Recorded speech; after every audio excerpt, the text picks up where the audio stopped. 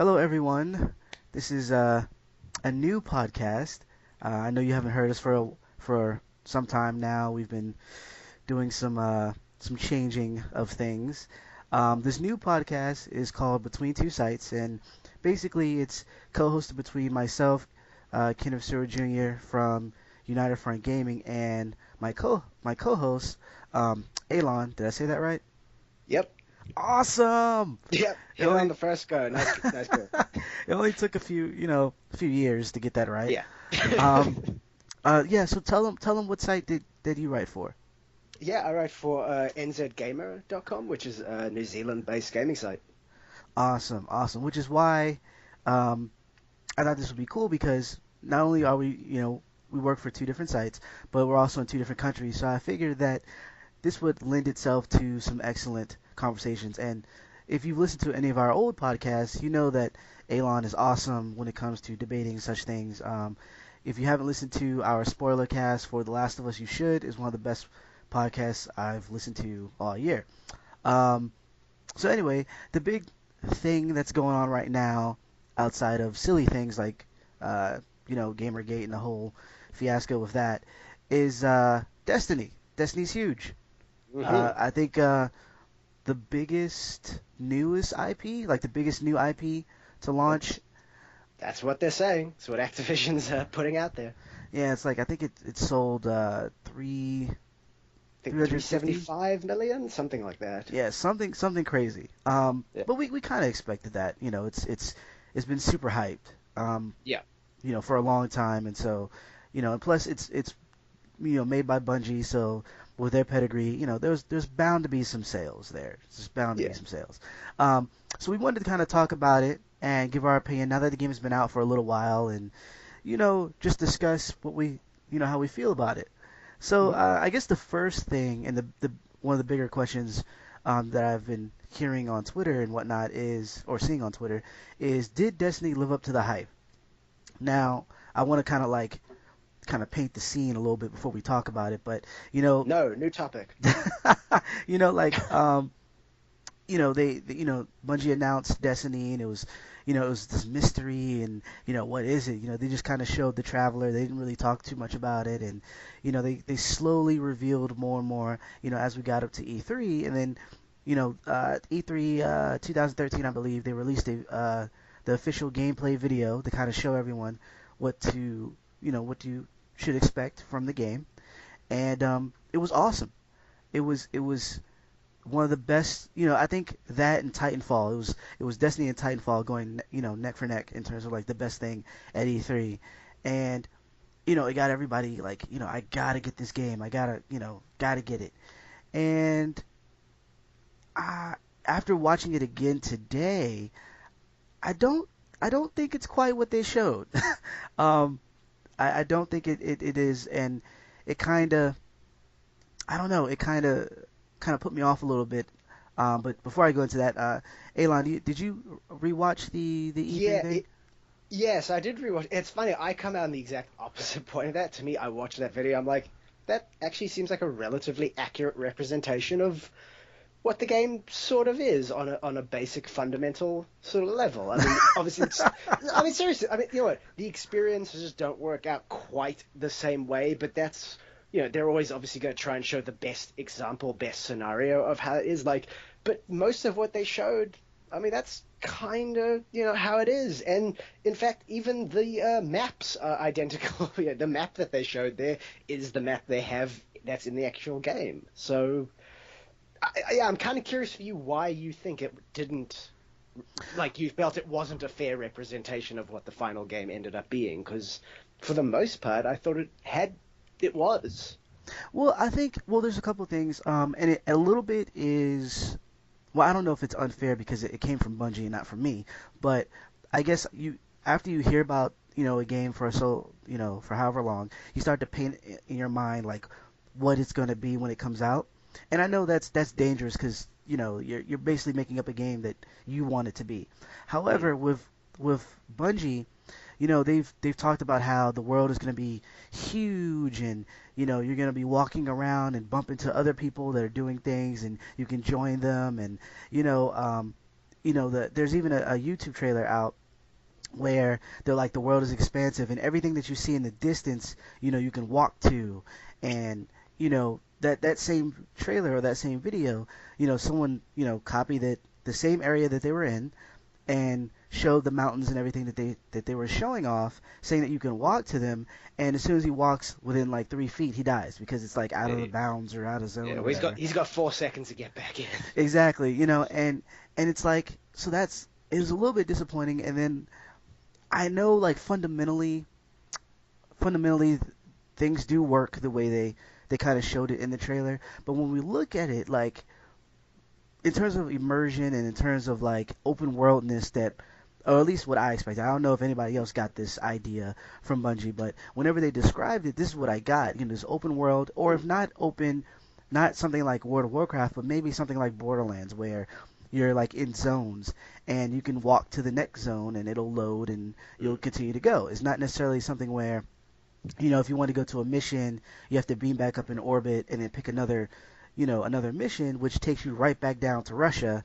There's no other area on the planet Earth that you can go to. So it's kind of like I don't know. It feels very limited in yeah, in I scope. think, yeah, I think I mean, like, yeah, for the open world environment, 100%, that was not, you know, that in no way delivered on the level I think Bungie sort of hinted at or teased that it might be. Yeah, it's much more smaller than what you'd expect. I mean, look, keep in mind the actual like open levels. Like if you go to the patrol zones and you just kind of want to, I mean, they're pretty big spaces, but yeah, they're not massive. It's not Skyrim, it's not Fallout, it's not open world. If you see, yeah, that mountain you see in the distance, you can go there. It's more that building you see, you can go there. If that building on the left, though, that's out of bounds. But the one on the right, we've got a mission there, so you can go that one, but not the one on the left. That's decorative. Like, so there's limitations with that. With the other stuff, though, to me, I feel Bungie's Destiny actually delivered on everything Bungie said it would be. The only issue is it just didn't turn out to actually be as cool as we thought it would be. That's all Hmm. it is. Like, you wander around that open map, you do run into players. And you do, and those random events, those public events happen. You can go. All that stuff is in there. It's just not in practice as cool as they made it sound in theory. True, but then you look at how, or I guess I understand that it's kind of like I guess we get into like schematics, but you think about like in the video they show the two players playing and then a ship flies by and then another guy beams down. So to me it's like I'm thinking like, oh, you can actually your ship can go anywhere and hey, there's guys over here, I can go over there and Yeah. and So, I mean, it so the reality of all that is basically they at that point in the game, at that point in their alpha production or wherever it was, they just had a much cooler spawning animation. I mean That's it that's literally all it is. They removed that cool spawn animation. Instead, just had you just kind of Star Trek teleport into a place. well, not necessarily. I mean it's still there. It's just that No, everyone spawns if in the exact same spot regardless of yeah, what mission you but are yeah, but on. you don't see your spaceship flying down and dropping you off. No, which would That have been that awesome. Yeah, that's what I'm saying. Like they just had a much more fancier spawn animation for when you first arrived into the planet. They removed that probably because they realized, look, it's going to be cool the first time you do it, but when you're going to a planet for the 50th time, it's going to be really boring to watch your spaceship flying in and landing. You'd rather just be there. True, and I mean to an extent, I guess, because the whole, because you can buy spaceships and it's great, but then you don't really get to see them. You see them in the loading screens, and then that's kind of Is it. it? You Is it? know, Is it great? Really? Is it? I Is it? I mean, look, it's purely cosmetic, so it's purely just based on if you just. And look, and the nice thing is you can find ships as you play. Like I found the ship I currently have is just a random one. It's like a rare ship I found in a chest on right. the moon somewhere. So, and that's a ship I'm using. I like the ship thing. I think it's cool, but again, it's purely cosmetic. It means nothing. Well, yeah, yeah. As it is now, it means nothing. I guess my point was the way it was being described beforehand was how you could do these things and show off these things and be super super immersive, and then when we get the actual final product, it's not actually that, and that's not necessarily a bad thing, but it's like the overwhelming hype for something when you and I know that these alphas are they could be changed. Things can be taken out, put in. Because it's basically what we are trying to do. But at the same time, I feel a little bit like you remember that what was it? Sony showed that Killzone video at one E3, and it was like super, The CGI one. yeah, like super awesome. And granted, that was way more, you know, we kind of knew that was not going to be the final game because it was just too polished and but Mm. when they're actually supposed to be showing gameplay where someone is controlling the game on stage or whatever, the stuff that you see, it's a little bit more, it's easier to be like, okay, this is going to be what I'm looking at when I actually get the game, you know and for it not to be that, and then there's the whole idea of uh I like the idea that you have your own fire team and you can kind of join with people or you can kind of meet people and Mm. but then it's like you can't talk to them, you can't talk to anyone. uh I can wave and I can dance and I can I can sit and point. Yeah, yeah, yeah. The communication limitations in the game is, again, yeah, it's a weird one. Like, I think they definitely need to figure out.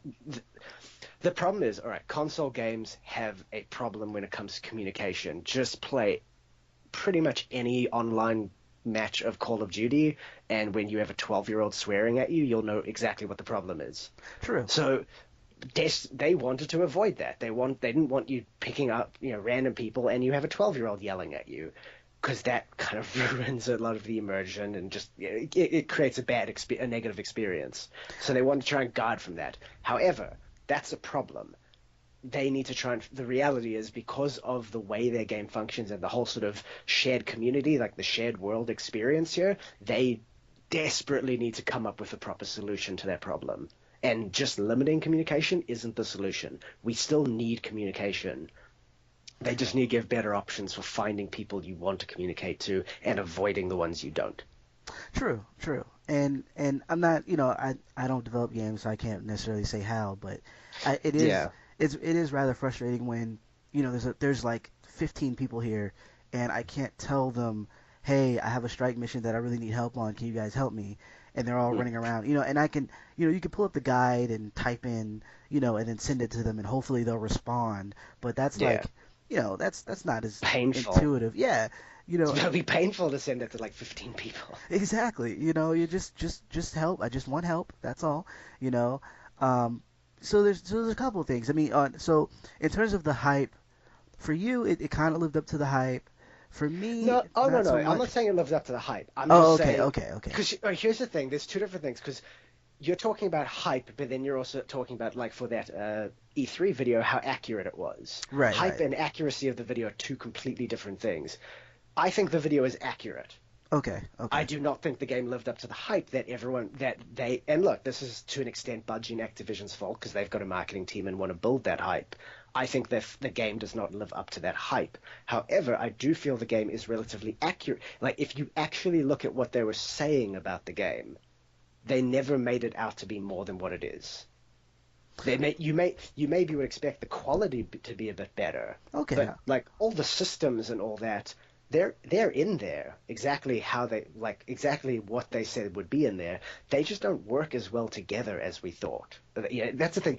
Everything feels so closed off. Everything is separated. Like the way Yeah. you go to missions, you have to go to orbit, then you choose your planet, then you choose your mission, you go to that mission, and every mission takes place in the same sort of larger zone, and you just go and because you keep you keep going through the same areas, Right. but every time you go to mission, you spawn, with a few exceptions, you always spawn in the same place. You have to run through the same areas and then eventually you get to a fork in the road where you'll go a different way for that mission as opposed to the last mission. But it's like, why do I have to go to orbit every time for that? Like, when I finish that mission, let me just walk to the next mission. It's in the same zone, like it's in the same large map area.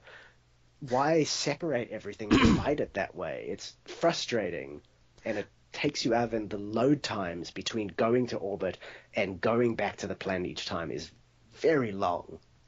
Yeah. I agree, and I think that's a little bit of what I guess in terms of the hype as well because you're right. They did. a lot of what's in there is accurate, but the quality, I will agree with that. The quality is not where I thought it would be because I, Mm, I knew the story wasn't going to be super deep, but this is Bungie. They usually make decent stories. I mean, they're not. I mean, Halo has gotten like books and comics and all mm, sorts of mm. things from their stories. So I was hoping something where I can kind of jump in like Halo. And, Yeah. and and in this instance, I don't really care about the world at all. The story is lackluster.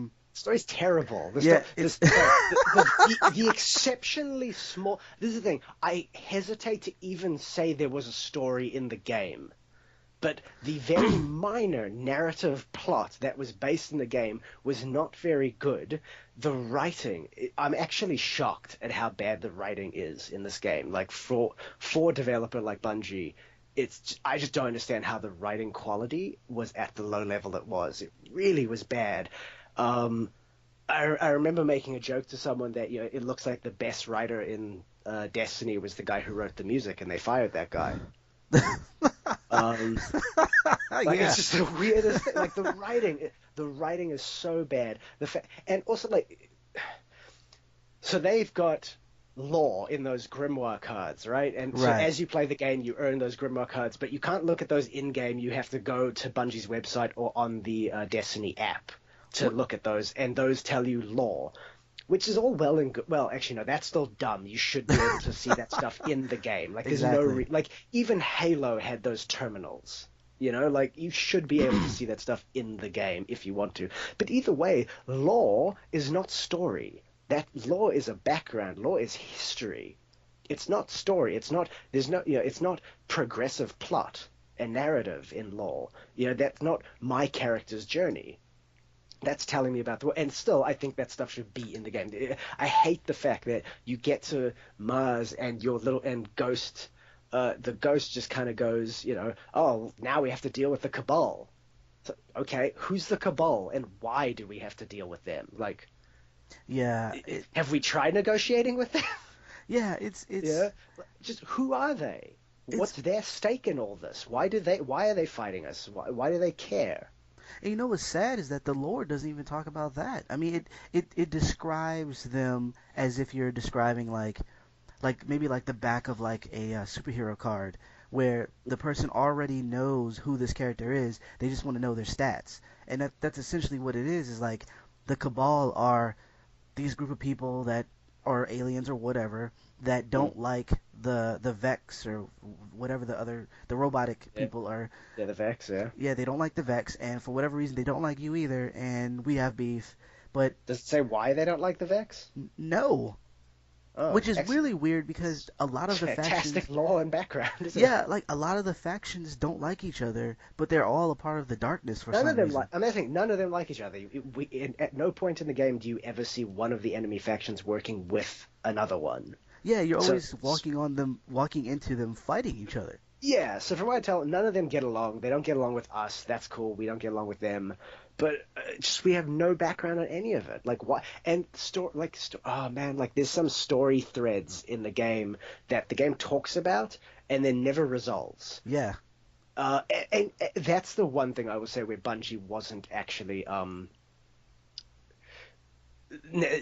not not very forthcoming with about what the game was, because I did buy this game expecting there to at least be a storyline that would obviously there'd be left open for more to continue, but at least there would be some kind of conclusion in the story, and there really isn't. Like they introduce characters that they don't tell you who they are. You don't understand who they are, what their motives are, anything about them. In fact, one of them, like one of the keys, I don't even think you learn the character's name. And by the end of the game, you still don't know any of that. And no, the story's and that's the thing. I feel like Bungie never were forthcoming that just let you know we're constantly going to be giving new content into the game which will expand the story. So don't expect a story. Like Halo 1 had a complete story. It left room for a sequel. but there was a arc that was a narrative arc that was completed within that game and less space. The same way like every Mass Effect game, it's a trilogy, so it tells an overall story over 3 games, but each game had its arc that would finish. There was an ending for each game that still left room for the sequels, but there was a single narrative. I was expecting that in Destiny. That is not the case. Yeah, and it's kind of a bummer because I really want to get sucked in, and I'm sucked into the game, and we're gonna get on that a little bit later. But I'm sucked in for a different reason, Mm. not because of the story, not because of the characters. I don't care about any of this because I Mm-hmm. don't know about any of it. I don't Because they don't tell you. understand Yeah, you can't know. They don't tell you. exactly, and And you could go rip the Grimoire cards if I've read a rogue or lot. something. I read a lot of them, and I've read like none. I have no interest in going and doing that. I was hoping there would be some extra something, and it wasn't. There, outside of there's a hierarchy between some of the characters, and you kind of see it a little bit between the Fallen.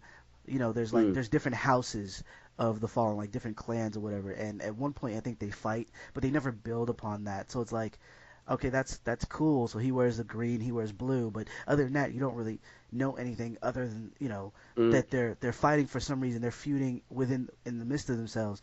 Um, so it's like because I'm a little bit more of a fan of PvP now, but when I played the beta, it just turned me off. I didn't like it at all, and so I was Mm. like, hopefully there's a good story. And after the beta, it's like you play the final game, and it's like, oh wait, this was actually the game. Wasn't they didn't cut out content. There was no content to begin with, you know. Yeah. Um, Speaking of content, though, they Mm. are because some people are defending Bungie in the sense that they said that they're going to be adding things and more, free downloadable content and all this good stuff. Mm. My beef with that was that I understand adding things, but I want a complete what feels like a complete package before you add stuff. Uh, Yeah. or at least tell me that because saying that you're going to add things is the same as Forza saying they're going to add more cars later. But at the same time, Forza has all their tracks. They have all the Mm. cars, and there's a decent career mode. You know what I mean? Mm. Uh, Yeah. that's not the case here. Destiny. There's two things Destiny kind of makes me feel like it really is. One, it kind of feels like a early access game that you've been seeing a lot on Steam. Like that's what it feels like. I feel like I've bought an early access game. It's not complete. The developers are constantly adding content. What's there is a good foundation, a good base, but it's not the full game. It's not done yet. The game feels not done yet. Right. Or what it also kind of feels like is a free-to-play game like Warframe. Oh God, I hate Warframe. But doesn't Destiny have? But look at how much Destiny has in common with Warframe. It has a lot. It does have a lot. It's so much. The difference is Warframe is free to play. Where in Yeah. Destiny, you bought a full game. Now, yeah, they are adding content, but you know what? Some of that content's free. Some of that content we're going to have to pay for. Like there's already 2 DLC packs that you can buy, even though they're not available yet. I think one's in December and the other one's probably like going to be around February or March. Right. But so there's 2 DLC packs you can already buy, which I have. Well, they just came with the version of the game I bought. Oh, okay, okay. Um, yeah. And that's the thing. So like, it's very much like a free to play kind of game where you've got this character, you're leveling up, you're repeating the same content over and over again as the developers will slowly add more content. There's not a lot of really in-depth quality to the content. Yeah, like in-depth, like the mission design and structure in Destiny is shocking. The amount of repetition is just shocking. Like Yeah. almost every single mission is go to some terminal or something, let the ghost hack it or look at it or whatever, fight a few waves, listen to some random speech from the ghost telling you something that you won't care about or understand or both, and then fight maybe one more wave and move on. Yeah. Like It's every single crazy. mission was that. And it reminded me so much of when I played Warframe when it first came out, where most of the missions were kind of the same stuff. There were like 2 or 3 missions that you would repeat the same objective, just in different maps. It's the exact same thing, and there's this grind for loot. you leveling up your guy, and Destiny's also made Bungie's made a lot of decisions in this game to really slow that grind down as much as they can. So they really Yeah, work. They've put a lot of there's very purposeful design in this game to slow down your progress. yeah, I noticed that. I know I just hit Vanguard level 1, and the fact that I can't really buy anything other than excuse me, other than an emblem, uh, Yep. it's kind of man. But before, so what I want to do though, before we sound like we're bashing it, is let's talk about some good things, and then we'll get back to the other bad stuff. It's very So pretty. it's a gorgeous game, and you know what? I we got two copies for review. We got the Xbox 360 version and the Xbox One, and so I was playing on the Xbox 360 version, and when I played the beta for the PS3 and the Xbox 360, and the PS3 version was completely horrendous. The Xbox 360 version was a little bit better, and in that there was missing textures and things were not, Mm. popping in and everything. But the final game, they did a really good job of sprucing it up. I didn't think they were going to. I thought they was just this is just how it's going to look, because that was Right. the case with Battlefield. It was basically the same. Whereas in this case, it looks a lot better. It's Mm. and that's not to go back to bad stuff, but that what kind of kills it for me because you have a gorgeous game. I really want to know more about these places, Mm. but I'm it's so segregated, you know? Yeah, and also each place feels so like sort of barren. Yeah. Like I go to Mars and I see the Cabal there, and I'm just like, why are the Cabal even there? And where do the Cabal sleep? Because like there's no I don't see any kind of space that feels like where they could just kind of hang out. Like literally, they're just kind of roaming the desert in what looks like really heavy, uncomfortable armor. Yeah, like Um, these drop ships are coming from where again?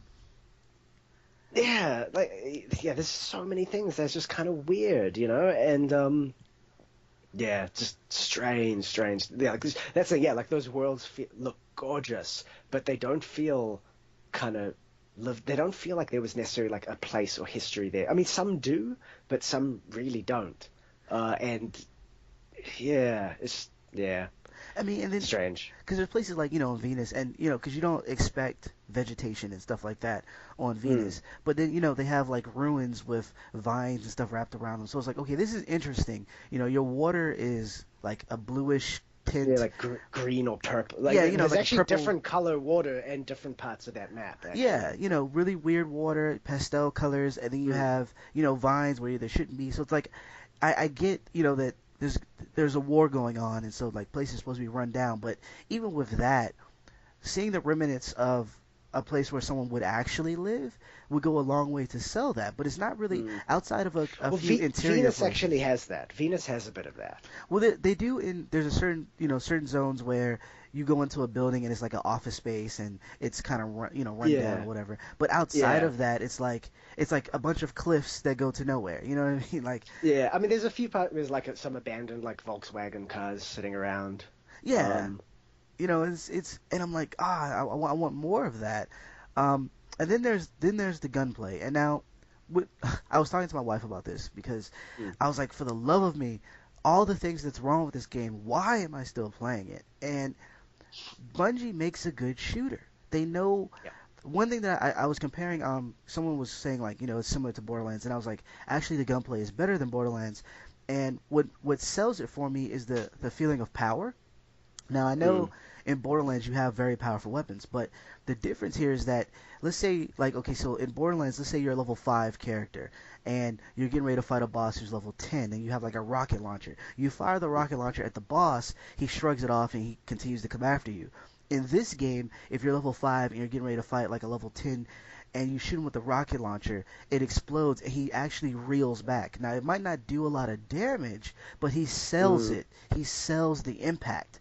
the And impact. Yeah. that makes it because it's like wow I have a really because you don't with the heavy weapons you don't get that much ammo to begin with, so it's Mm, like I really did something there even though his life bar didn't move much. He sold it for me, And Mm, so like with all the weapons that you have, even though there's like numbers in the background that kind of depict whether or not you'll take someone's head off with a couple of shots mm, or not, it still feels like, I'm shooting them with something that's holding bullets as opposed to like a Nerf gun, you know.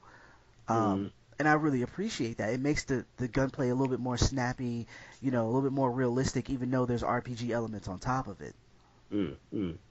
Yeah, I agree. So the best way I heard someone describe Destiny was someone said it's more fun than it is good. I'll take that. Uh, Yeah, I think that's the perfect way to describe it. Because yeah, it's this game has so many problems and like so many faults and issues, but it's still fun, and that's why like yeah, I'm still playing it. Yeah, I'm still playing the heck out of it, and because I still want to get to that higher level and get to that higher level content. Like I'm currently level 25, and once I start upgrading some of the gear that I recently got, I should get to 26 relatively soon. And I'm excited about that. That means I can finally do that raid. And that's the thing, because the game is still fun. The actual combat is fun. However, I will say there is a caveat to that. Yeah, For me, it's a lot of fun with friends. I I will find say it that. really boring playing alone.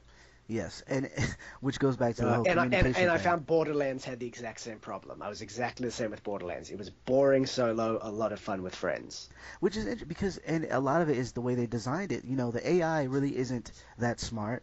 Most of them are bullet sponges. Most of them run directly at you. You might have someone that will try to flank you, but for the most part, they're just there to shoot at you and kind of poke their heads out of cover. Um, and then you have, The AI actually isn't too bad. I hear a lot of people saying that the AI actually gets better if you fight at harder difficulties. The AI does get a bit better. I didn't find because It I was is a bit playing like smarter. I was playing the weekly, the weekly strikes, and because they have the heroic and some other attributes on there, and I've noticed the same thing. Like they really didn't, because you have the grunts. The grunts will always hide, and then you have the bigger guys who just rush you, and then like the wizards who kind of float around. But as far as like the only difficulty I ever found was the overwhelming numbers. Um, Yeah. and which isn't a bad thing. I'm just Yeah, saying like I think that's when the game is at its best, is when there's just a crazy number of enemies sort of surrounding you. right. And so The game is tons of fun then. what it is, I think, and so what happens is because the AI isn't like super smart, and it's more like uh, their damage level and how many there are. It means that it's like it's being made to be multiplayer. Like everything that they've put in is to be played with other people. And Yeah, so when you're by yourself, yeah, it's not gonna be as good as like maybe like Far Cry, you know. Um, yeah. But again, because look, there's a terrible story. The combat, the combat's fine, but like again, because there's so many enemies, if you're playing by yourself, everything just takes so much longer. yeah, yeah. Like every fight lasts a little bit longer than it should when you're by yourself. But when you're with friends, it generally, the challenge level feels right. Yeah, and so like, which is why they really need to beef up the where you can actually talk to people because it's it's a struggle playing by yourself. Now I will say, and this kind of goes into the raid because we were talking on Twitter about how Mm. you know I think they should do matchmaking for raid. You were saying they shouldn't based on because of how difficult the raid is and you want to be able to talk to people and it's very easy to do that with friends versus strangers and I totally get that. My thing is though, like a lot of the stuff I couldn't do because I just couldn't find anyone, and a lot of people that were playing were either like they were way too low in terms of level, Mm. or a lot of my friends have upgraded to Xbox One, so we can't play anyways. So I'm like, Yeah. I'm kind of like leaning on strangers a little bit more than maybe the average person, but when I went to the Bungie forums, and there's a lot of people that apparently are like that on all the systems, Mm. and I, you know, what's interesting though is that I downloaded the Destiny app, and it's actually not horrible. I thought it was gonna be That's a horrible. really good app. It is very good, and Yeah, it's a really cool app. I was actually able to find guys to play with using the app, and Mm. so that kind of it kind of helped me. So like when raid time comes, I will be able to grab some people, but Mm. outside of that though, I really think they need to step that up because the raid, I do get it. Randoms is very hard, but all of the randoms that I played with in all the strike missions were very good. Nobody was trolling. Nobody was trying to fail because ultimately you don't get any rewards if you fail. You don't get Mm-hmm. any, all the perks and leveling up, and especially now that the grind is on. Once you get past level 20, that's the grind, and Mm.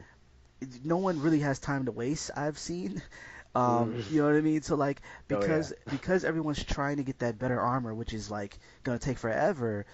No one is trolling. All the random people that I've played with, every single one has been a positive experience, Mm. and that's saying something. And I think it's because of the way they have three players, so you have to really depend on your teammates. The fact that you can't just I mean, you can sit in one spot, but you're gonna get kicked out, and then matchmaking is gonna throw someone else in. The Mm. fact Mm. that you have to grind to get the better stuff because you hit level cap very early. Um, Mm. you know what I mean? So like, no one's trolling. So I think like with the So, raid, even with having randoms, though we might not make it, the fact that we're failing would allow me to build friends. There's something we can mm. talk about, like, oh man, we got killed by that boss. We'll try it again tomorrow. Go ahead and friend me. You know what I mean? But you don't kind of Mm. get that Mm. that you don't get the same thing that you get in MMOs because you don't get that opportunity. Well, here's the thing. What, are you not getting that opportunity in strikes? I'm getting the opportunity in strikes, but what I've Because that's the thing. seen, Like, couldn't you make the friends in the strikes and say, hey, do you have a group to do raids, or do you want to do a raid, and then add that person, and then you'll, eventually either he'll have a few people and you could just join them, or you'll slowly accumulate a little group to do raids. you can. The thing is, I guess with me, and it's interesting because when I saw the raids and I saw that there was no matchmaking, it made me kind of look back at the other content and the idea that I'm still doing the same things over and over and over and over, and the fact that there's a barrier that's stopping me from doing the newer content that just came out. It makes it Mm. hard to go back and redo the older stuff because I feel like I'm stuck here. And so, granted, you Mm. can go and talk to people and kind of like, the people that you meet in the strikes and try to build it up that way. But I think it just makes it a disservice that you can't do it with the strikes because I mean with the raid because there's so many more people. There's gonna be six people as opposed to just three. Mm. You know. Yeah, no, and that's the reason I think but here's the thing, that there's a really important difference between the strikes and the raid. The strikes, in reality, don't actually require that much coordination and teamwork. And that's the reason, like, even though you play, you have no. I do agree that they need to introduce some kind of communication. In the strikes and everything. I guess as soon as you're in a fire team, you should be able to use your mics and hear each other, and just give really easy options to mute people if you want to. Right. Um, but I agree, there should be they need more communication options with strangers. Um, but you don't really need coordination with the strike. You can just, as long as everyone's going forward and killing things, you'll generally get through it and be fine.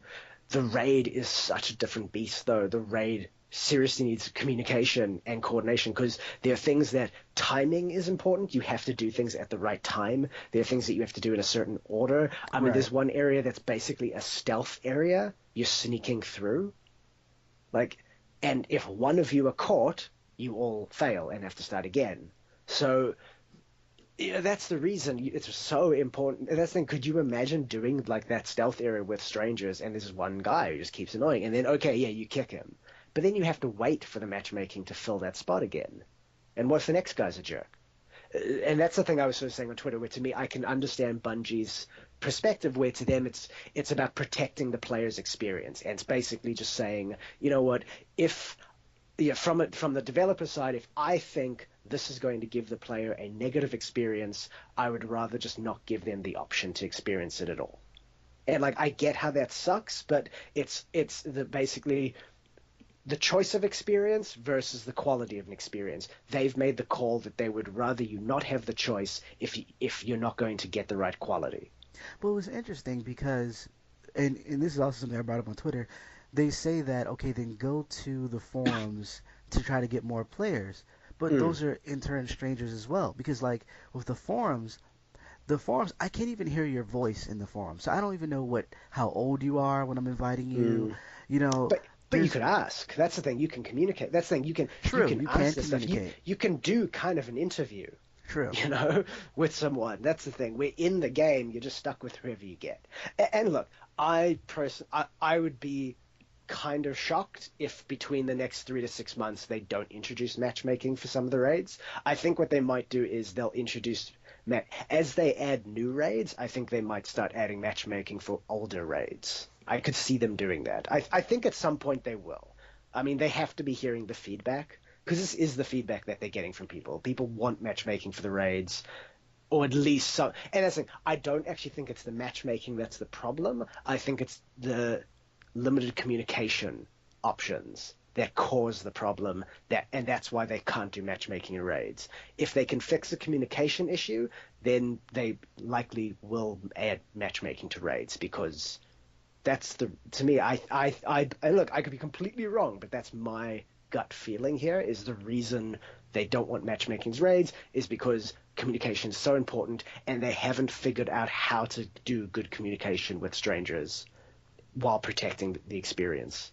I get it, and maybe they'll do something like, which I thought they were gonna do, was you have your own fire team and you're match made with someone other, another fire team to make up the six, as opposed to Okay. just the six, Yeah. all. So it's not Mm-mm. completely all strangers that you're jumping in Mm. with. Mm. Um, so I don't know. It's interesting, and it's like I said, I'm still playing. Obviously, I can't seem to.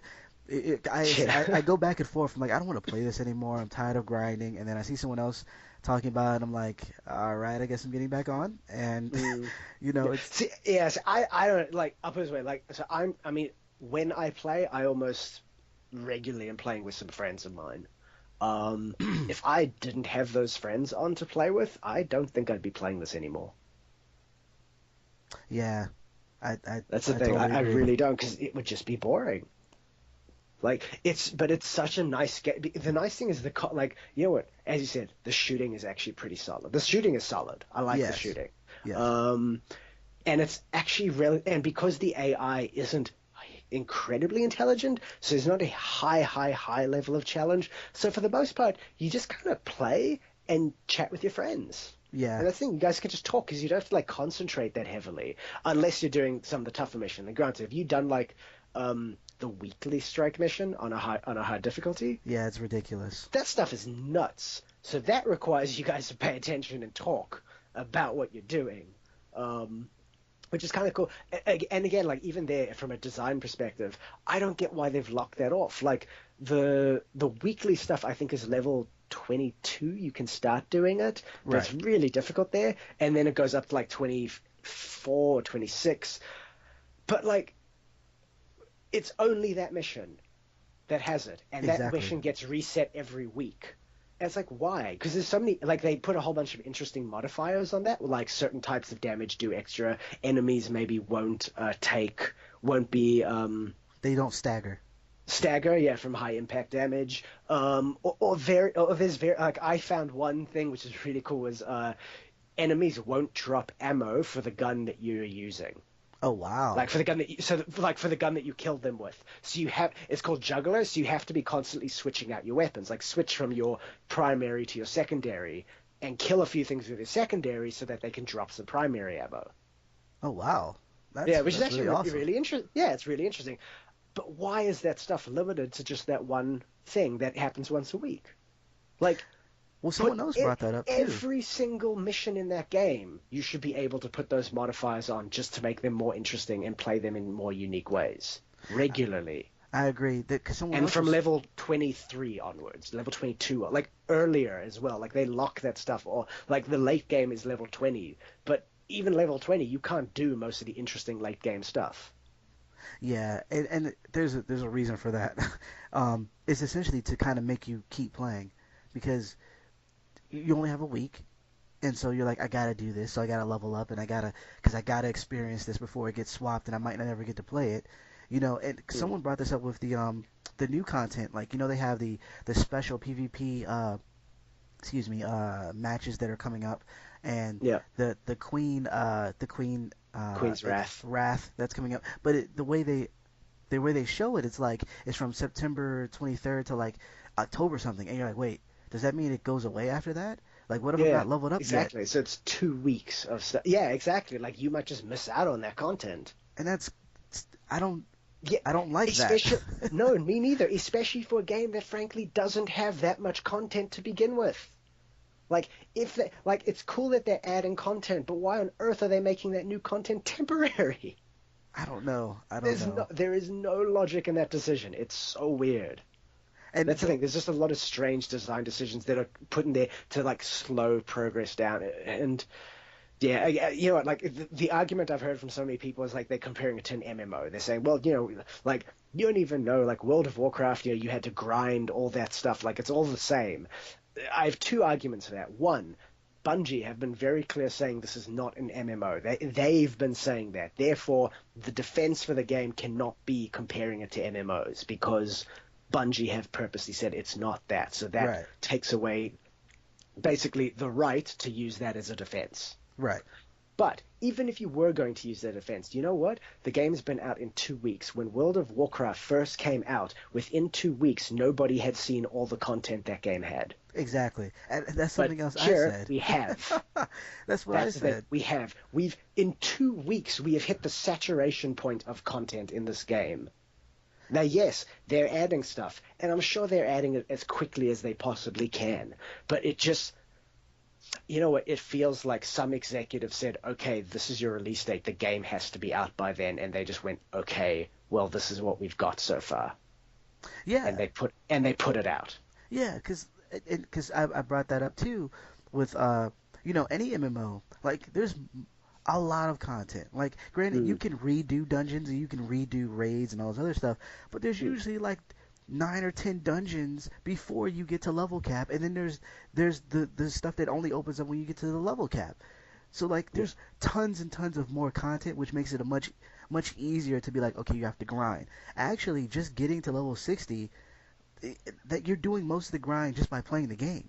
Whereas this exactly. is like you hit it so early, it's like, man, I've actually experienced just about. It would be different if the playlists that you get where they do the strikes were actually all different. They were all strikes that you couldn't do in the story, or Mm, you know multiple raids, like small raids, and then the really big one that they released recently, like something mm, like that to kind of keep you going. But yeah, when you look at the inventory, not the inventory, but the shops, the stuff that you can buy, there's not a lot. Like even if you were to get the legendary stuff or the legendary equipment, there's very little of it to actually get.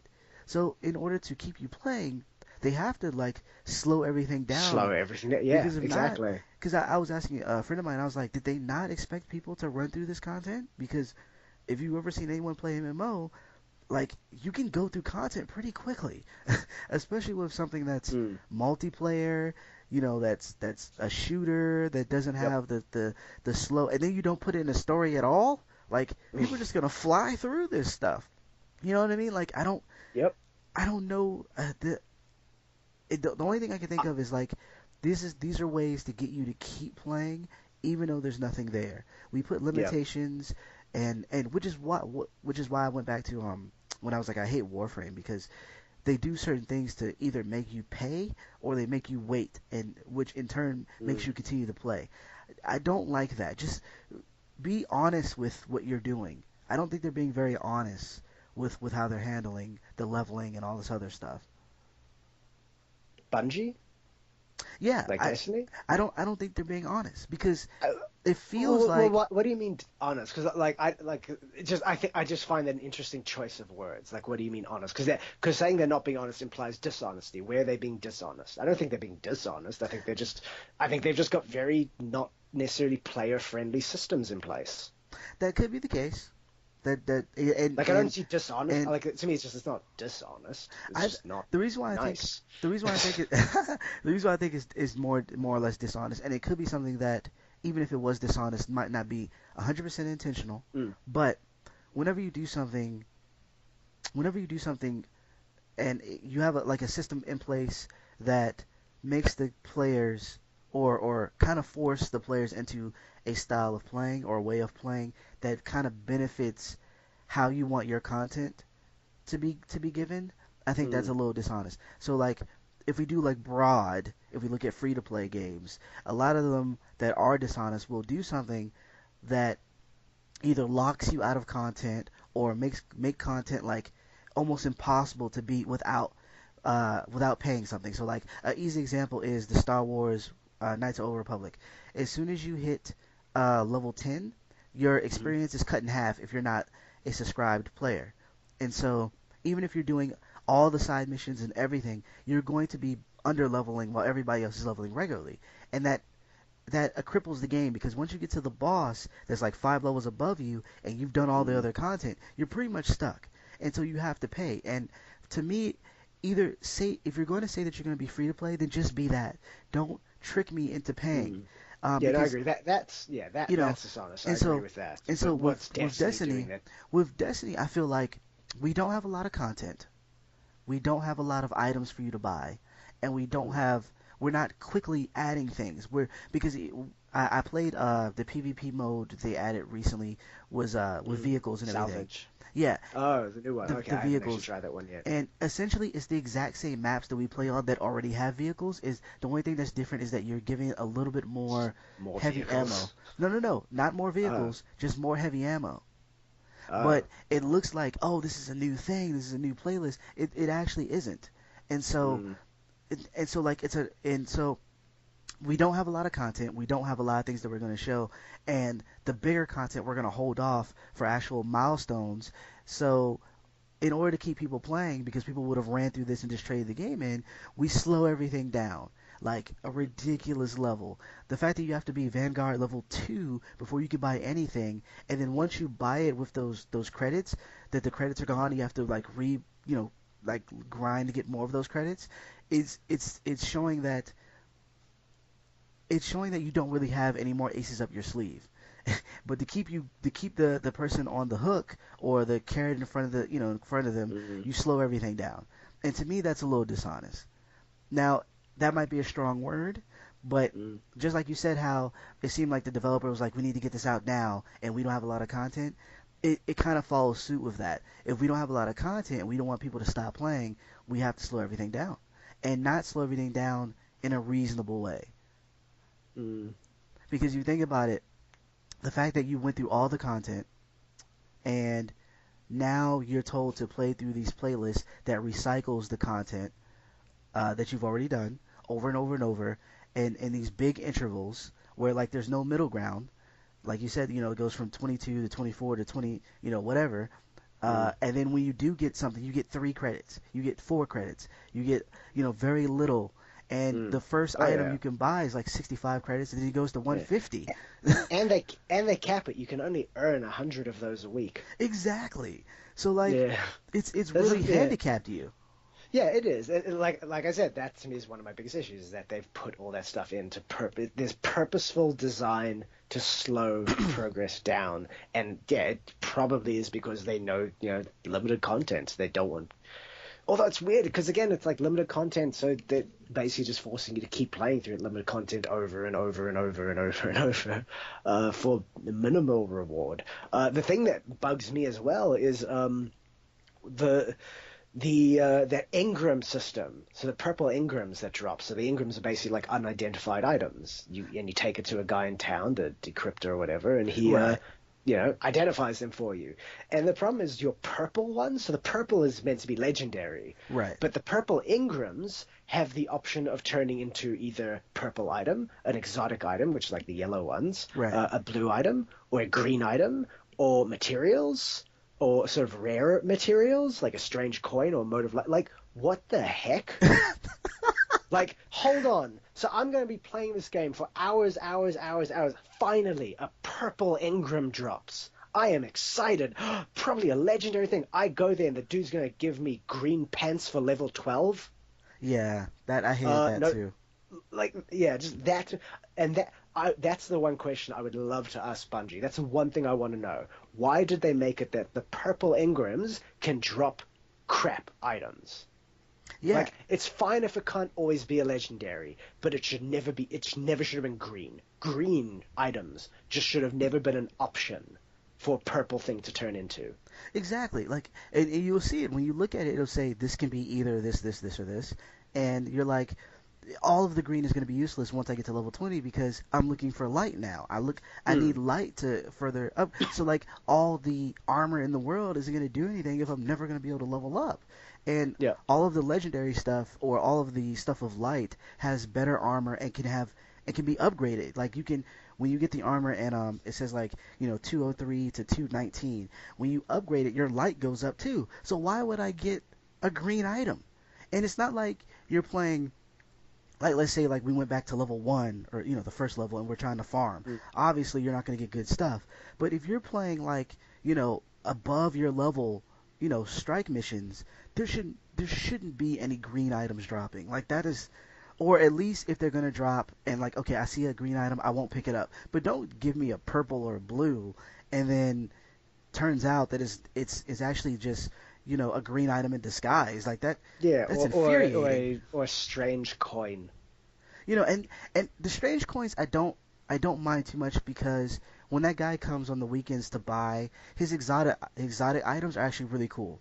They are, but how? But here's the thing: wouldn't you rather that purple engram turn into an exotic item instead of a strange coin that you need to collect a certain amount of so you can buy an exotic item? Right, right, right. Yeah, I got you. Yeah, yeah, You know, like here's the thing.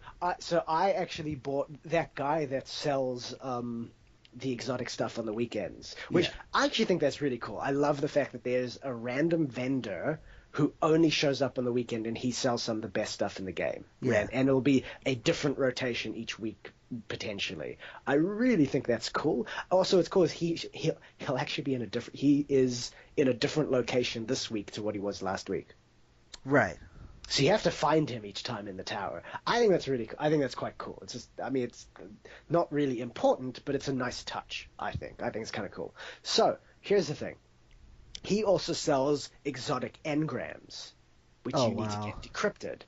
Now, an exotic engram costs 23 motes of light. Now, mote of light is a very rare kind of currency. Right. You do get them for sort of leveling up a little bit later after level 20. You can when you level up, you get a mote of light. And I don't mean level up in the sense of getting light from armor, but if you actually move your cursor over the level 20 part, so not the Right. light level, but the 20 level, you'll see you're still gaining experience bar there. You just don't level up.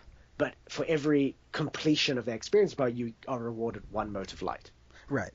Otherwise, you get it randomly from sometimes rarer drops or completing public events, that sort of thing. But they're tough to come by. So 23 mote of light is expensive, Right. and it's an engram. And if you hover your mouse over the cursor over the engram, that engram can turn into an exotic weapon, a purple weapon, a blue item, or a green item, and potentially anything else. So my worst fear was buying this thing for 23 mote of light, and when I decrypt it, it giving me one mote of light. Yeah, that's Which, horrible. and look, that might not be possible. That could just be in my nightmares. It might not be possible, but I don't know that it isn't possible because I've had purple ones turn into mote of lights. Yeah. So so I bought one, and thank God it turned into an exotic chess piece, which looks very cool, and I'm happy with it. But I took a risk because that was all my mode. I had 23 mode of light. That's all I had. So I spent all my mode of light on that. If that had turned out to be like a blue item that isn't even as good as my current blue item, I just wasted 23 mode of light and all the time that I spent playing the game collecting that mode of light. Yeah. That's a seriously flawed and anti-player. To me, that feels very anti-player kind of system. I think there's a serious issue with the loot system just based around that. Well, yeah. It's a I lot. shouldn't feel the anxiety I felt decrypting that. I should feel excitement decrypting that. But because of the way their loot system works, instead of feeling excited, wondering what am I going to get, I was terrified to find out what I might get. Because the odds felt much more against me to get something bad for that instead of something good. Yeah. I hope. I mean, granted, I believe they are, but I hope that Bungie's listening to the fans The and what they're feedback, saying yeah. because there's a lot of things that just it would improve the game so much with just some tweaking, with just a little Yeah. bit of tweaking. That's the thing. Like that's the thing. Again, we're still playing this game. It is tons. It's still a lot of fun. Yeah. The game just has a few flaws, and the thing is, they're not. Look, some of them are major flaws, like the storyline, the writing, the mission structure. Those are big flaws that do need a lot of like that. It'll take a lot of work to put a better story into this game. It'll take a lot. all the new content that they release, not necessarily the free ones, but probably the paid DLC ones, uh, need to have much better story stuff in them, and the missions need to be more unique. Like if that paid DLC gives me 3 missions where I just need my ghost to hack something while I fight waves of enemies, I'm gonna be mad. Yeah, that's Like just that's gonna horrible. like if the DLC is just more of the same missions but in different environments, that's there's just a serious lack of creativity in the mission structure. So that will take a bit more work. But otherwise, little things, yeah, like little tweaks to the loot system can fix it. Little tweaks to the giving a few more communication options, maybe throwing matchmaking systems onto a few different modes, making a few more modes more available more often. Like I think the weekly strike is really cool. I just hate that there's only one every week. Like Yeah, those are nice variety. And it's not a lot of work on Bungie's end for those because it's still using the same missions they've already got. It's just putting these cool modifiers into them. So let us put cool modifiers into all of them whenever we choose. yeah, and Or give us 3 weekly ones. yeah, I agree. Because Because then yeah, even because I'm not going to replay it twice. I'm not going to replay the weekly one each week because there's no reward benefits for doing so. no, because once you've beaten it, you've gotten even though you can play it again, but you don't get any of your You don't get the same you rewards. don't get Exactly. the rewards anymore. So it's yeah, you There's no know, reason to play it again. not at all. I think it's gonna grow. I think it's gonna get better. And I was telling a couple friends of mine like, if they stopped playing, I probably would. Uh, because or either wait till a update where like significant changes have been made to kind of keep going. Um, but we kind of went through all the topics I had, kind of like organically, Yeah. for Destiny. The last thing I wanted to talk to you about though is you know, outside of Destiny, there's a lot of games that I was kind of hyped for, or I am hyped for, and Mm, that are still on the horizon that you know were pretty big at E3 or just big in general. mm. Like a lot of stuff coming from Ubisoft and the new Mortal Kombat and all this other stuff. So like, what are some of the games that you feel that are hyped right now that you're kind of eager to kind of play? Um, Lord of the Rings: Shadow of Mordor. Yes, yes, That's I'm quite excited about that. I'm kind of hopeful that that could be a bit of a dark horse this year, of like just something that I mean, because every time they've been showing that game, it just looks really good. It looks like a really solid game. yeah, But it's not. I don't know if it's necessarily building huge hype.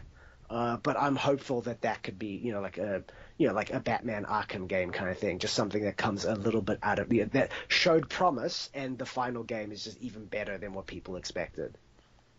yeah, That's what I'm hopeful for with that.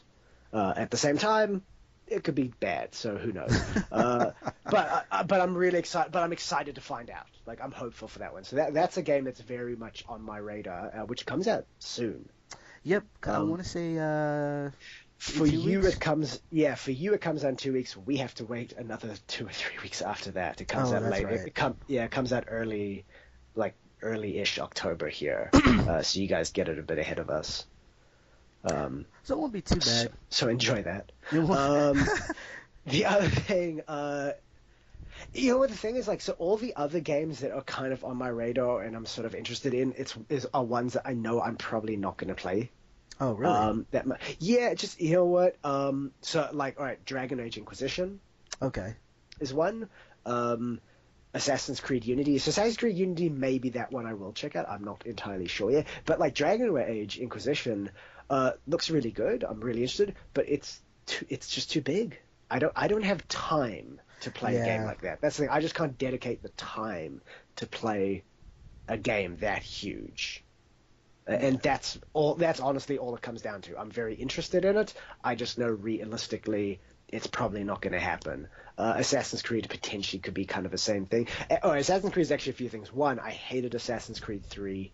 Um, and that was like my start. So I'd I've played every Assassin's Creed game up to Brotherhood. Then I stopped playing. I took a break from the series just because I was kind of feeling fatigue. Right. Um, 3 looked pretty good and caught my interest, so I played it, hated it, and now I feel kind of done with that series. at least for a while. I have heard that the last one, Black Flag, was really, really good, but I just cannot bring myself to play another. I just don't want to do that anymore. I agree. I'm just not interested in doing that anymore. Unity does look kind of cool though, and the co-op stuff potentially interests me. Although I still feel like they've shown very little of how that actually is going to work in the final game. So I'm kind of taking a wait and see approach to that one. So yeah, like that one, I'm gonna wait to see a lot more of that game after it releases to see if I want to bother picking it up myself. Yeah, well, you can always play in spurts. I mean, because I've had, well, granted, I had to review them, so I didn't really have much of a choice. But Mm. there was like I had to play Divinity Original Sin, which actually is a really great game. Yeah, I love And that game. and it's long. It's really long, Hmm. longer than I thought. And Yep. so I've been playing it kind of like here and there on the weekends, and kind of like just over time. Eventually, we'll Mm. beat it. I've way over 60 hours in, so I'm going to beat it. But as far as like I do understand though not being able to sit down and play when you want because it just feels daunting when you look at the game, which is why I didn't play Skyrim. I was like, it's Yeah, just yeah, there's me so neither. much, just so much that it just Yeah. scares me. Yeah. you So know. it's not even that scares me. It's just I know my lifestyle. I Right, right. don't have the time, and playing in spurts. I'm not that kind of gamer. That's it. I don't enjoy that. To me, like I need to be able to sink a good anywhere between 3 to 8 hour session of a game to really kind of enjoy it, to really get into it. Like Divinity is a really good example. Like I've been playing Divinity Original Sin, uh, but I stopped playing it about maybe a month ago, and I haven't had the desire to turn it back on. But Gotcha. but I sunk like 35 hours into it. Right, right.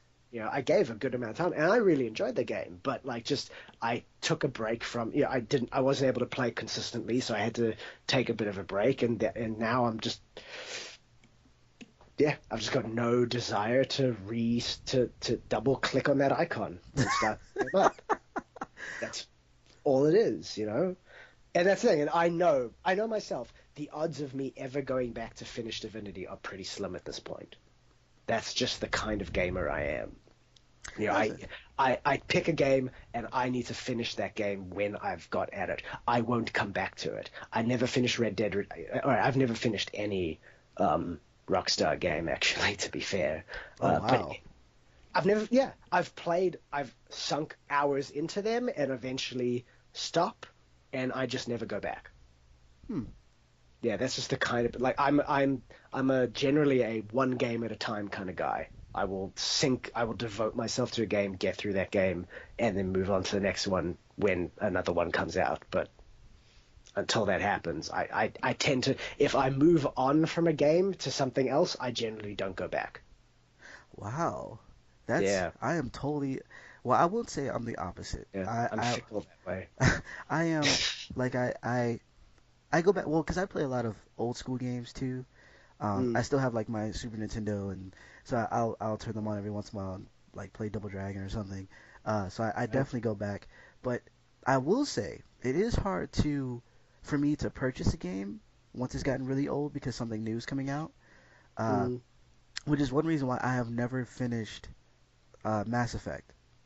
It was mm, it the the series like Mass Effect. The first one came out, and I got swamped with review titles, and so I was like, I'll get it, when there's a lull in games, and I'll pick it up for cheap. And then the second one came out, and I was like, well, I'll just play the second one, and it just kept balling, free falling into the third, and then I just didn't play any of them. And they're like, people are like, man, you gotta play that. And I'm like, but there's something new coming out.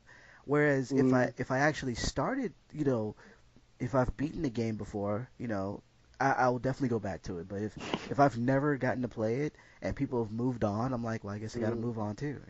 Okay, yeah. So it's not a case that you didn't finish Mass Effect. It's a case you never started Mass Effect. I started because a friend of mine let me borrow he had was it the collection where you have all three. He let me borrow Oh. it and I started playing the first one. And outside of the interesting story and the fact that Mm. it leads to part two, I hated it. So I don't know if I'm gonna finish. I don't You know. could have just skipped to. I would actually advise most people that if you've never played, like if you can play the first one, that like cool, go for it. But the controls and mechanics aren't quite fantastic. Um, but two is really good. Like the shooting mechanics get real solid from two onwards. So I would almost say watch like a YouTube video that catches you up on the story of one and just go straight to two. That's probably what I'm gonna do. That's the only Like way I'm that's what gonna I'd finish it. advise people to do. But again, like that, I mean, you're looking at, you know, let's say you skip one and you're just going to do two and three. You're still looking at like a 80 to 120 hour experience, It's tough. like commitment to get through that. Like that's massive It's time tough. commitment for two games when you're, sort of our age, with full-time jobs and families and, like it's just that's the thing I find for me as I've gotten older, time is the most struggling currency for me to find. I agree. I agree. And that's actually we should probably do that in another podcast. Talk about Yeah. time. That's a good subject to talk about. But Mhm. I think a game I'm looking forward to is the Divinity and not Divinity, the Division. Sorry, Division. And Yeah, that's next year. So that like they haven't even set a release date for that. That's true, in theory next year. but the hype is so crazy for that game. Yeah. Uh, Well, to me, Division actually reminded me a lot of Destiny. So it does, and I'm a little that's the thing. I'm afraid. very curious. Although I will say, but Division actually looks a little bit different because Division, from what they've shown, does seem a bit more like traditional kind of open world. More in that Watch Dogs kind of. You will have the whole of, let's say, New York. They keep saying New York City, so let's say the whole of New York City will be open and explorable. Like I don't think it'll be broken up. Like you're not going to go into orbit Yeah. and then say, "Take me to Hell's Kitchen." You know, like That would be I don't think awesome it's yeah, just to say yeah. that As kind phrase. of interesting as that might be, I don't think it's going to function that way. Oh I God. think yeah. So I think that will that alone potentially might sort of have.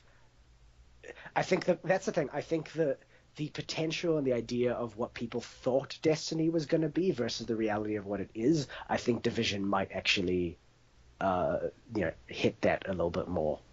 Okay. And then Maybe. But again, this is what I'm thinking. true, But true. I'm thinking, again, might just be completely different from the reality of how the systems are designed. Like you said, we have some time Yeah. before that comes out. And I'd imagine Ubisoft are paying a lot, because they also surely must have recognized the similarities between them and Destiny. I'd imagine they would be paying a lot of attention to how Destiny's going and what criticism it's receiving. That would be smart, but Hmm. publishers and developers don't. They're not always. Yeah. I think they do a lot more than you think. I think they do too. I think they get Yeah, stuck. A lot of them get stuck in tunnel vision. Yeah, to an extent, I think tunnel vision also to an extent is sometimes the case of look, they're how many years into development, they've got 1 year left. Most of the stuff is done. It's just tweaking and adjusting. So at some point, it just gets a point where it's too late in the development cycle to make drastic changes. True, true. They can't afford it budget wise. It's just not realistic to make huge swings. But I could see tweaks. Definitely, especially for something that's of that style of game Hmm. where it's open and you're going to be adding things because that's the idea. It's not going to be something like Call of Duty where it's you pretty much get what you Hmm. get from the beginning. Yeah. Um, the other game I'm looking forward to is Evolve, and Hmm. after playing the alpha, and it's interesting because it was only one map, only one monster, and only Hmm. one group of hunters, Yep. and I spent a ridiculous amount of time playing, and it Okay. was that much fun. And it was interesting. The first time I played, I won. The first time I played as the monster. It was the first time I played the game at all. I played the monster, and it was terrifying at first. Uh, because there's this whole thing with like them hunting you, and you're not that powerful in the beginning, and you don't know. Because my first time, I don't know exactly how things work, and I don't know when the drop ships are coming. So like they just tell you to go, and you're like, oh my god, oh my god, oh my god, oh my god. So you're like you're like running around and doing stuff in it, and it Don't panic. yeah, and then eventually when I powered up and I leveled up to level 3, it flipped, and they were the ones that were terrified. And it's like it's something that I didn't really. I mean, there's games that are similar to Evolve that have come out beforehand, but there's nothing that made me feel the way I felt, where the shift of power. The Um, hunter becomes the hunter. yeah, and as cliche as that is, it was a very powerful feeling when the roles flipped.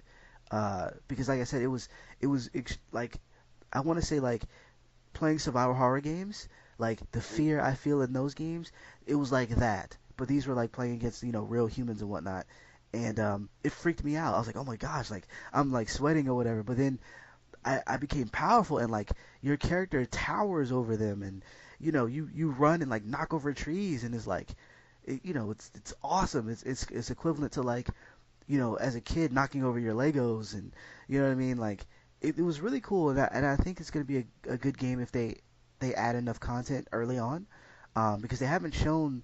Apparently there's another mode that they haven't showed yet. They only showed the verses, you know. Okay.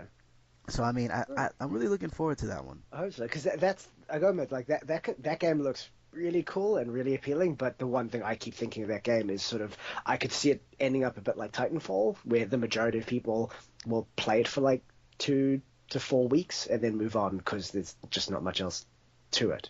I hope not.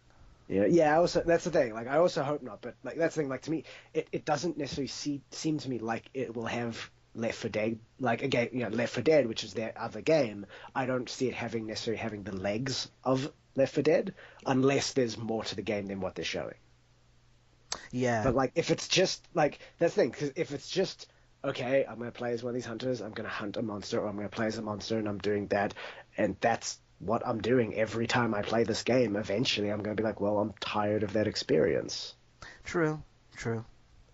I can definitely see that. I guess it was being that it felt so new compared to all the other versus games that I played. I mean, Mm, almost every shooter has a deathmatch, team deathmatch, capture the flag. mm, It's mm. like finally there's something different that we can Yeah. do, and it's Oh not yeah, different. it looks really cool. It does Yeah, look it looks cool. awesome. It looks Mm. awesome. Um, I think that's all the time we have. Uh, Cool. I actually didn't expect it to go as long as it did, but good conversations tend to do that.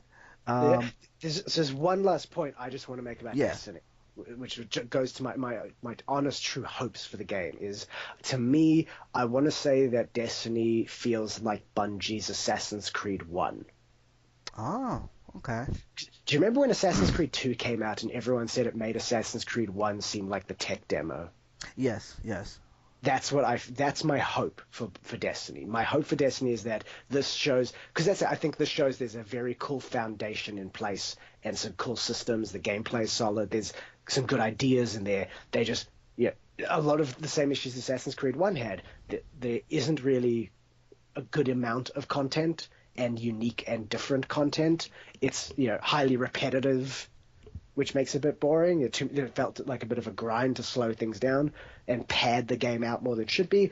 And once the sequel came out, they fixed most of those problems. There was much better flow. The story flowed better. There was more different, unique kinds of mission structures and content. So my hope is that Destiny is Bungie's Assassin's Creed 1, and the sequel or whatever they add to it over time will make it a fuller, better experience. That's Well, my hope. well, I was gonna ask that. Do you think it has to be a sequel? I mean, because there's so little content as is. They could add an expansion that addresses a lot of these things. Yeah, I think that's the thing. I do wonder that. I do wonder if there ever will be a Destiny 2, or if it will be. I mean, eventually there probably will be, because they've always said this is a 10-year game. Right. As much as they can add to. I mean, look, in theory, maybe they can. Maybe, yeah, they. I mean, they could just add new planets, add new story. They could just work it with sort of expansions. Um, Which, I mean, geez, you know what? That actually might be what they end up doing. Maybe they will turn into Assassin's Creed or Call of Duty, where every year there won't be a Destiny game. They'll just be in a Destiny expansion. Uh, Every That'll just be. And there's the thing. I hope not. Like, because, well, again, it depends on how they do that. If they do that, but every expansion is like 3 new planets worth of content, and they're all really good content with at least sort of 4 hours worth of story, that could be okay. but Um, at sixty but if it's dollars. no, that's the thing. It's got to be an expansion, not that's the thing. It's not a game. It's an expansion, so it should be more in the $30 to $40 range. Hmm. Like the expansion for Diablo, kind of thing. It should be priced more around there. It's If they do interesting. that, that could be okay. But if it's just one new planet with with 4 to 5 story missions, one strike mission, and maybe a raid, that might not feel good, worth it, unless the quality of all those missions is really high. So I, that's I don't know. Again, we have no idea how they're going to do it, but I do. I mean, definitely for now, the goal is to just expand the current game they have. yeah, With DLC and regular content being added, they'll definitely do that. Whether we still see a Destiny 2 in 3-4 years, mm, I don't know. Maybe, maybe, but at the same time, they could just do. I mean, would it surprise you that much if they just kept releasing more content and then eventually one of the big ones is okay? Here's like a 5 GB patch where we're also upgrading the textures for everything because we've learned how to use the hardware better. We want to make the game look more current. the only thing I would say to that, outside of Activision owning Blizzard and they do expansions for World of Warcraft, they're never going to make a sequel. That they want something along the lines of Call of Duty, where they will continue to make money. Um, I think they're going to want a Destiny 2 before long. And granted, it's not going to be next year, but they're going to want a Destiny 2, uh, before long. So there's not going to be a whole lot of that in terms of expansions, but it would be nice. It would be nice for something big, Yeah, outside of. I'm fine with the Destiny 2. I'm fine if if in 2017, or late 2016 they release Destiny 2 that has pretty much as much content as Destiny 1, but just all much better quality. Makes that leap from Assassin's Creed 1 to Assassin's Creed 2. Of really figuring out how all these systems can work together better. I'd Yeah. be fine with that. I'm cool with that. Well, I believe. Well, yeah, that's all the time we have. um, we will be posting our review for Destiny since it's kind of ongoing game. We want to hold out for some of the other content. Um, Andre Thomas, you might have heard him from previous podcasts. He is actually doing a review on Xbox One, and so with with comparisons to the last gen versions. So be on the lookout for that. That should post maybe next week, early next week. We'll see. Um, so don't take what we're saying here as our review. That's just how I felt and Ilon felt. Um, Elon, Elon, you got it dang right. it, All dang the way it. until the end, man. Right to the end, and they just fumble. I'll Just edit fumble that the part. ball. Oh man. Um, but yeah, definitely, check out Alon's site. Check out United Front Gaming, and we're gonna be doing this more often. This one was a little bit of a kind of a test podcast.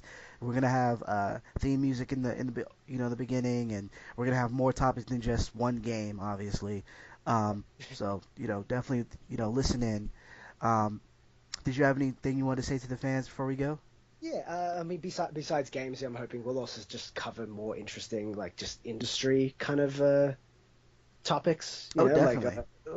I'll put it this way: if we were doing this podcast 2 or 3 weeks ago, we probably would have discussed the whole Gamergate thing. Which, if it doesn't go away, that might be a topic to discuss at another time. Yes. Uh, so yeah, I mean, we'll cover anything that's sort of interesting around the industry. We'll probably talk about.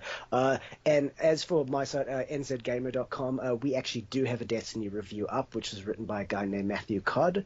I obviously won't tell you the score. If you want to find out, you're welcome to go to the site and check out the review that we've got. Awesome. Although I will say I don't 100% agree with some of his review stuff. Well, of course, Put that out there. Which, yeah, we all have different opinions. I yeah. found it interesting because he actually really hated the strike missions, where the strikes are one of my favorite parts of the game. Yeah, they're like the best compared To to me, everything that's else. yeah. To me, if with regards to the PVE stuff, that's the meat of the game is the strikes. Yeah. So that was an interesting differing opinions that we had. Okay. Well, Yeah, yeah, definitely check out both sites, and we'll be back hopefully next week. yeah. You guys have a good night. Cool. See ya. Bye, everyone.